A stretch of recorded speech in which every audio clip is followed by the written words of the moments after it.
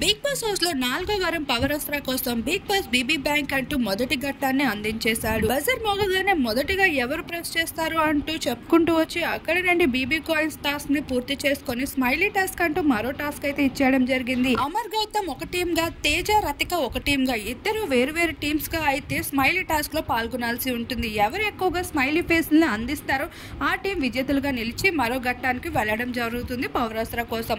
ఇందులో సందర్భంగా శివాజీ అయితే ఫోటోస్ ని తీస్తూ ఉంటారు. అయితే అంతలో సందీప్ మధ్యలో రాగా నువ్వు చాలా వర్గెంట్ గా మాట్లాడుతున్న, దూరంగా ఉండు అంటాడు. ఆ మాటకి సందీప్ ఒక్కసారిగా షాక్ అవడం జరుగుతుంది. చివరికి ఆ ఫొటోస్ అన్ని కలెక్ట్ చేసి శోభా శెట్టికి ఫైనల్ డెసిజన్ చెప్పమని బిగ్ బాస్ అయితే ఆదేశిస్తాడు.